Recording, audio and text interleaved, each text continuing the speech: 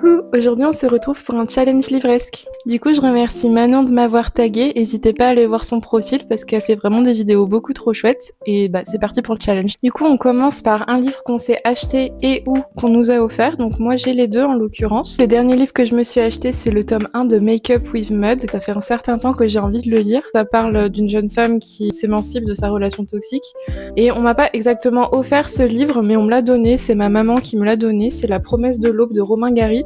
Elle a beaucoup aimé la façon dont c'était écrit, du coup je suis très curieuse d'essayer ce roman. Un livre que j'aimerais sortir de ma palle, du coup j'ai A Tempest of Sea. Il y a l'air d'avoir des vampires, de la vengeance, de la romance et tout, enfin bref tout pour faire un super livre.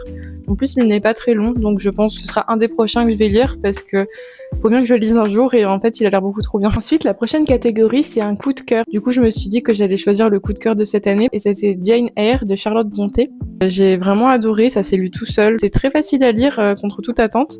Et le personnage principal est vraiment hyper bien écrite et ça fait plaisir de voir un bon personnage féminin bien écrit au 19e siècle. Pour la catégorie suivante, c'est un livre que je ne cesserai de recommander et du coup je vous propose Iron Widow. C'est le plus proche qu'on pourrait trouver de la définition même de female rage dans un bouquin. C'est une fantasy hyper bien écrite qui se lit toute seule avec un personnage féminin parfait. Enfin vraiment, je sais pas comment décrire à quel point c'est hyper satisfaisant de lire un personnage féminin aussi bien écrit. Je crois que ça fait genre 3-4 ans que je l'ai lu ce livre et c'est toujours un de mes livres préférés. Je ne cesserai jamais de faire ma propagande de ce bouquin.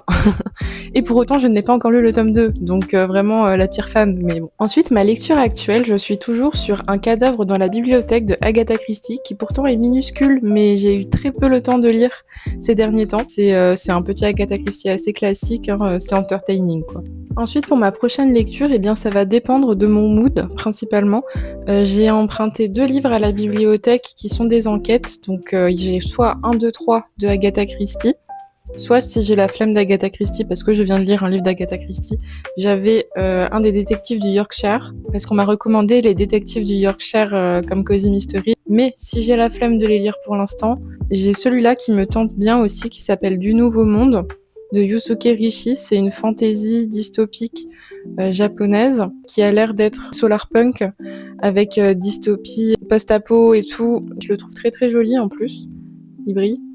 Du coup, ce sera soit celui-là, soit un des 2 autres que je vous ai montré juste avant. Et enfin, la dernière catégorie, ça serait mon prochain achat. J'ai lu Seven Time Loop hier, qui était incroyable. Je m'attendais pas du tout à autant aimer, et du coup, il me faut absolument le tome 2. Du coup, il faut absolument que j'aille acheter le tome 2. Ce sera probablement mon prochain achat. Merci encore à Manon de m'avoir tagué, c'était super chouette. Je vais sûrement taguer d'autres copines.